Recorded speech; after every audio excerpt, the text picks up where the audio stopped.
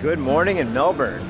We are going to grab a breakfast at a place called Brick Lane, and then we are hopping in the old Ford to head north through the Yarra Valley, through the wine country, and then make our way to Bright, where Rostrevor Hop Gardens is located. We're about to meet up with the boys, have breakfast, and then hit the road. What up, fellas?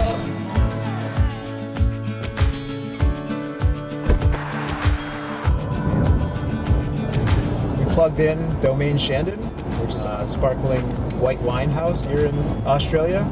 It's kind of the first start of the journey on our way to the hop fields.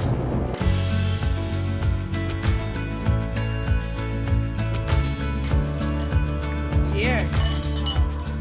We got 3 tasting flights to experience all of the wares through and through. A couple snacks, and as much as we try to be inspired from a product-facing perspective, we also look forward to inspiration from a hospitality-facing perspective. Nate, hospitality and environment.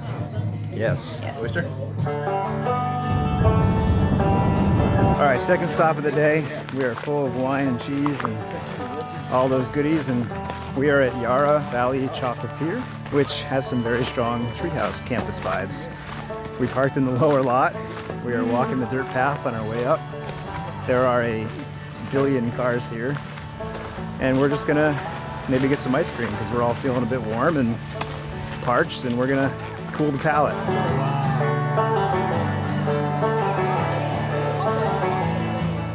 I think they probably suffer from some of the same challenges we do, which is on a busy day. It's hard to really do anything to control chaos, but they do have big open spaces and inviting, welcoming atmosphere, and we had a great ice cream. Very good.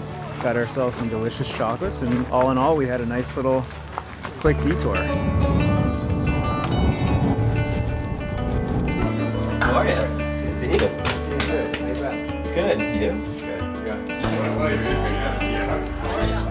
We have made it to Bright. We are catching up with some folks that we know. We saw May, I think, in the video, and also Owen, who we love, one of our favorite people in the world, super passionate about what he does and the hops that he and his team grow. We're just gonna get into the evening and really start to focus on what's here to inspire us.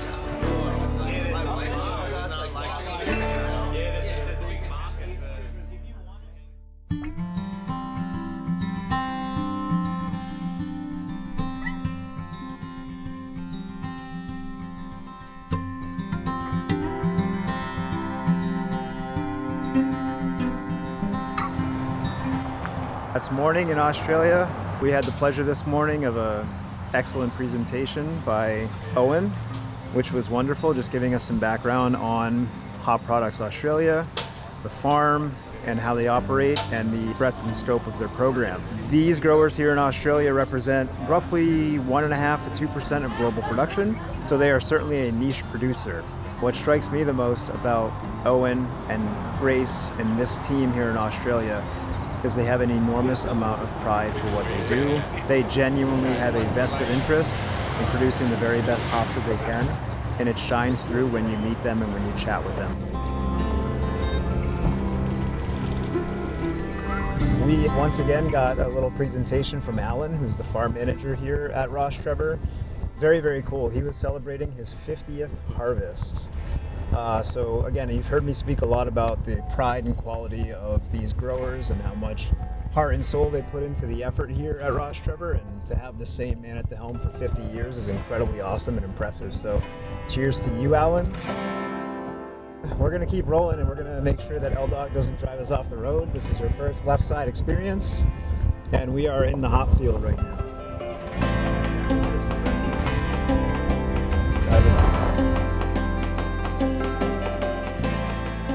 Alex, Porter, and Andrew Pillsbury are about to experience their first in Australia Galaxy from the Vine, and I'm hoping to capture it. Just a part of the reason for these video logs is to introduce you to the team and the people responsible for making Treehouse what it is. Alex Cordero, one of the beers that he designed and is super proud of is a Old World, the Scotch ale. That's entirely his creation and his recipe. Porter, who oversees the lager program, I would say kind of his claim to fame and pride and joy is House Lager. So if you've had house lager or its iterations, you can thank Porter for that. And then Andrew, who's been with us for 6 years, who manages the entire production floor. Just to have the team out here for the first time getting the experience like this, something like this is very exciting. And here we go. Freaking popping, right? Yeah. Neat. Get a load of this. Oh yeah. Pretty fantastic.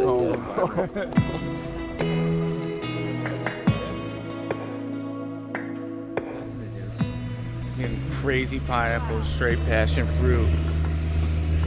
It's just bursting with fruit. You pumped right now? Yeah. This is the craziest I've ever smelled Galaxy. This is wild. Wow. That's something. That's something. The oil's just pouring out of it. Yep. I feel like I'm on a first date. Super nervous for some reason. Like anxious, excited. It's crazy. I've never seen anything like it.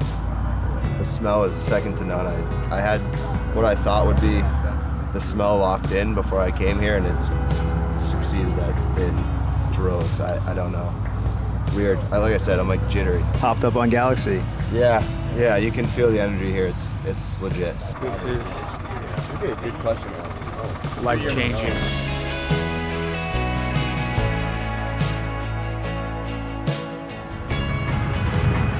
One of the things that I've learned as a hands-on brewer over the years is that in order for you to make hop selections and understand how hops translate into the finished beer, you have to experience firsthand what they smell like, how they present to you in the field. And in order to see through what you experience in the field into the finished beer, you have to have this experience.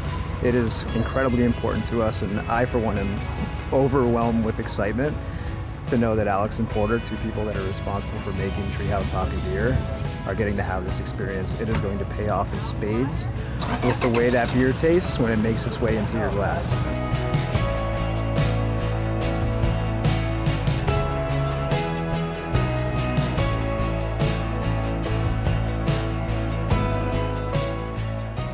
A quick overview of the way that the harvest works through to pelletization of hops, which is the form that they make them to us. Obviously, hops are grown agriculturally in the field, produce cones. Those cones are then brought to the deviner, where the hop cone is separated from the vine. From there, that hop cone makes its way into the kiln, where it's dried to a certain moisture content for preservation prior to pelletization.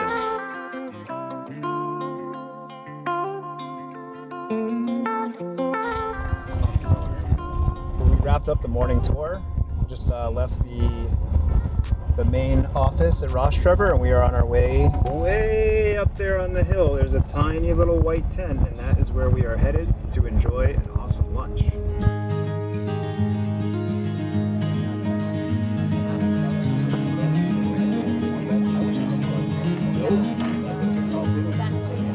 And we'll probably open that one in a minute. That one was packaged 5 days ago, which is very, very cool. Packaged on Thursday. Packaged on Thursday. In the bag on Friday. Yep. In the plane.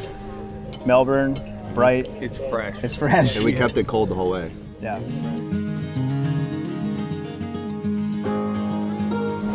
Yeah, just an unbelievable catered meal on the hilltop overlooking the entirety of the Rostrevor Hop Gardens. We had Alan, who's celebrating his 50th year as the farm manager here at Rostrevor. We had Owen, head of sales at HPA, and Tim, who's his boss. We had members of the Barth family dining with us on the hill, which was absolutely humbling.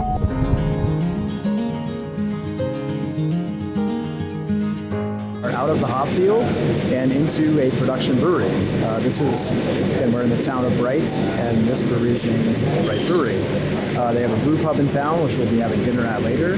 But in the meantime, they're going to show us around their production brewery, which is right down the road. It's interesting to interface with brewers from across the pond and learn about how they do things and see how they do things and just make a connection with them and talk shop and hopefully learn and be inspired.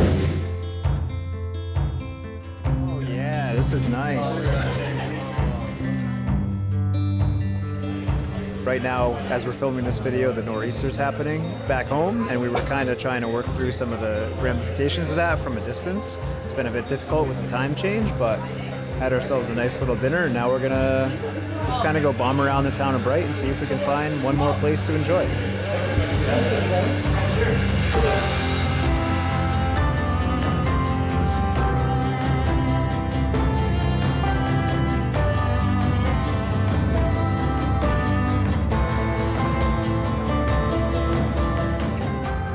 For us, a treehouse, being inspired by a sense of place, trying to honor where our ingredients come from by first experiencing that place and then trying to encapsulate that experience in the final product of the beer is something that's really important to us.